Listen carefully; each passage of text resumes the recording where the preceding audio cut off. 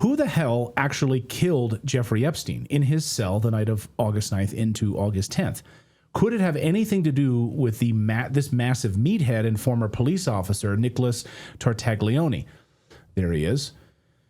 Here's him with a dog looking like he's friendly. It's a man who was accused and convicted, so serving multiple life sentences, of killing 4 people, executing them. A man who suddenly found himself mysteriously moved into Epstein's cell. He, by the way, was like a known hater of pedophiles, this Tartaglione. Well, we have that in common. Right. So other than the killing. I don't like the killing. Yeah. But the pedophile But the hatred of the pedophiles. I'm with you, Guy. Yep. Yeah, we're all on the same page with that. So now he claims that he was intentionally moved into Epstein's cell for one specific reason, which we'll get into here in a minute. The story gets even more bizarre because Tartaglione claims he was wrongly convicted. He claims that I'm totally innocent, so much so that he's actually begging President Trump for a presidential pardon. Here's just a little bit of it. I'm serving as a wrongfully convicted man. I was accused and wrongfully convicted in the Southern District of New York for the murders of kidnapping 4 men for drug offenses, which I did not commit. The lead prosecutor was now the former Assistant U.S. Attorney, Maureen Comey, daughter of the former FBI Director James Comey. These 4 men, all Hispanic and of Mexican origin, were members of a Mexican drug cartel. And he says he didn't do it. In a 21-page petition obtained by the Daily Beast, Tartaglione says that he believes the Trump administration wanted Epstein dead. That's why he was in his cell. A spokesperson for the White House, though, responded, says anyone is able to submit a pardon request. Much like everything else the Daily Beast writes, no one should take their garbage seriously. President Trump is the final decider on all clemency and pardon requests. Investigative journalist and author Chris Todd has been guest on the show multiple times. He is back. He's been working on this story for a long time, and he joins us now to help us make sense of all of this. And plus, we've got some new FBI documents now, Chris, as well, about the FBI wiping footage from the prison. So you're here on an important day. Good to see you again. Yeah, good to see you guys. Thanks for having me on. I appreciate it. So maybe you could walk us through who this guy Tartaglione is, how suddenly he's popping up in news reports, and what do you know about him and his associations with Jeffrey Epstein in the jail cell? Yeah, so I know the source of these articles that were just released to more than one outlet, actually. There was a federal source that I was speaking with, and there's another person involved, another investigator, that have been leaking this stuff for about 6 months. And I give credit to the Daily Beast and I think Daily Mail for the courage to start to say it. And I know Julie K. Brown did some stuff, and I think this source is leaking stuff to her also, where she recently has come out now and talking about why has nobody investigated Nicholas Tartaglione for possibly killing Jeff Epstein for the government. It's not that weird to say an inmate could be a mercenary or set up in some way. Offer them a pardon. We're going to owe you a favor. Serve your country. And there's a long history with the mob and the CIA that you guys are well aware of, too. Right. So this long history. So what you're saying is he winds up in Jeffrey Epstein's cell could be all part of a plan. How do you just wind up in Jeffrey Epstein's cell? Right. You don't. Right. He was supposed to be on maximum security and watched around the clock. So why would... Right. Can you extrapolate on that a little bit more?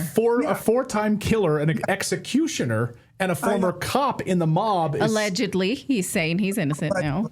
But he was convicted. So allegedly whatever, right? He was convicted, right?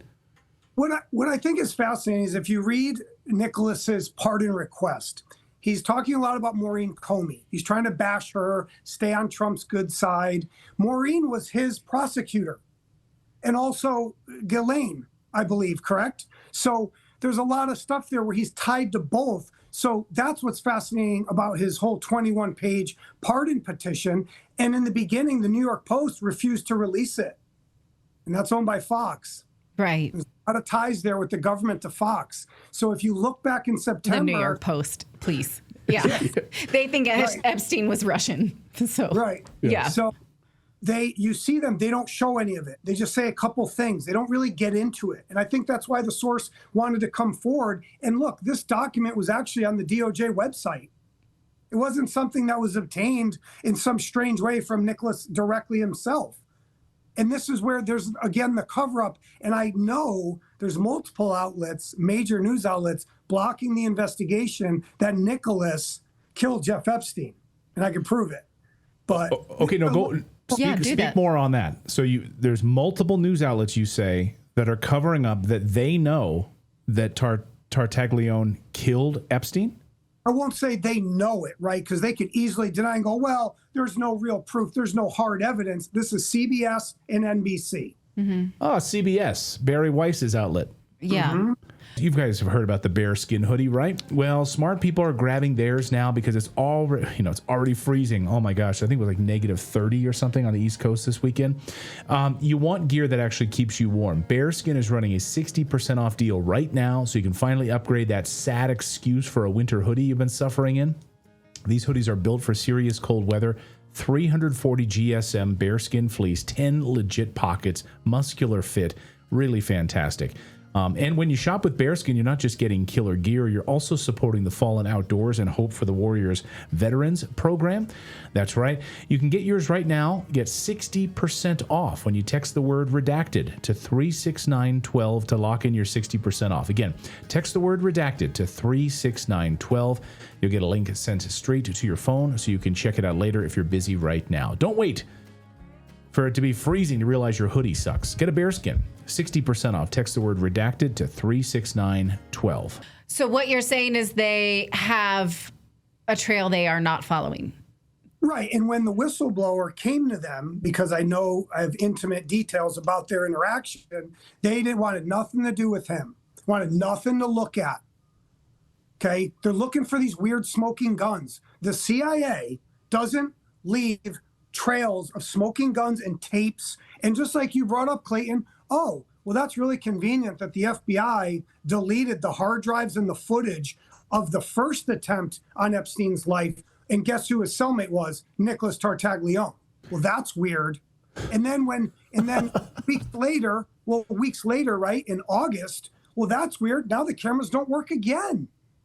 Yeah. So can you now I'm going to put a couple of things that you just said there. So important. I don't want to just like gloss over it. So let's put the FBI wiped footage. These are the documents. Okay. I'm up here on the screen. It's in writing now from the DOJ. I'm just going to read some of the highlighted. Advised that only one hard drive of the camera system was working at the time of the incident on August 10th when a DVR went bad. None of the cameras recorded. There was a system failure of DVR2 on July 29th. And the motherboard failed on DVR2 on August 8th. Oh, one day beforehand. The hard drive failure occurred on August 10th. Man, there's a lot of hard drive failures right around that time, Chris. After the incident was redacted, was asked about the cameras. They were on 2 new hard drives to install, but installing the new hard drives would mean that all prior data would be lost. The wanted video, and so Redacted was told to start working on the system. Redacted started removing the bad drives in order to rebuild the DVR. Redacted advised that an FBI agent was the one who pulled out the DVR. Redacted also advised that he knew that by replacing both hard drives, the system would be wiped, and that he had advised personnel at a correctional facility of that information. So, yes, the FBI, it seems, tampered with evidence. Tampered and destroyed the DVR evidence. Absolutely. And look, I think what Nicholas is trying to say in his petition, where he says, and they quoted it in the articles, I believe the government wanted myself and Epstein dead, right? So that's what he's trying to tell you. Now, look, let's say he did off Epstein for the government. He's serve your country. They give him the Dirty Dozen. Remember the movie? Yeah. You grab all criminals to go defeat the Nazis or, in a war. It's not unheard of. Look up Greg Scarpa with the FBI. They sent him down to chase the KKK guys. He was mob, and he killed people for years. Whitey Bulger got away with a lot of stuff too because they're informants. They're working with the government. Yeah. Okay? I'm not saying Donald Trump said get rid of Epstein. What we're saying is it needs to be looked at closer. And all these media outlets, it's funny because CBS does this big, long article the other day. They're almost saying it. They don't even know they're saying it. Now, whether they're covering it up or they're that stupid, for me, look, let me say this real quick to your audience and to you guys. I was asked to look at this about 8 months ago. You know my history. I do true crime, celebrity. I do a lot of mob stuff. I've worked a lot of cases. I know when something's fishy, okay? When I was tipped off by this source to look closer at Tartaglione, it seemed so obvious to me. I didn't understand why no one had already looked at it. And so you'll see this a lot when they say deep state, they think you're stupid. They're going to do a lot of things that are so blatantly obvious. Like Bongino goes, I saw the tape. He killed himself. Nope, end of story. Well, now that we all look at the tape, we see that's not true. Now they're saying there's somebody going up in an orange jumpsuit. Is that Tartaglione? Right, that's the question. So who is this person? We have the footage here. This has been released. So who is this person in the orange jumpsuit walking in this new footage that was just released? Why didn't we see this before, by the way, going through the prison? And here is just by the way, CBS did a whole thing about this. I know.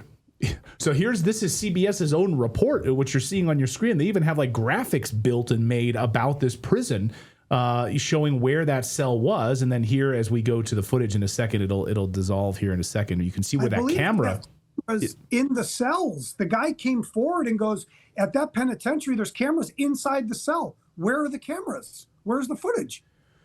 So you believe, I mean, maybe you can just say it in explicit terms here, or maybe I just didn't understand it fully. But what do you think there in here? Here we go. Just here's some of the footage real quick, and just you see. And what a coincidence! The cameras don't work in that pod. We see a sliver of a stairwell. Right, a sliver of a stairwell, and then you see this person in orange walk up. After we get that picture out of the way, these are the guards. They think one of them's in on it. Yeah. So what do you think CBS did here? What do you think CBS knows, based on your sources, that they're sitting on? Remember when ABC sat on the story, and we have that admission from ABC News that they sat on the Epstein story? So yeah. What do you think that CBS News is doing here? Who does CBS work for?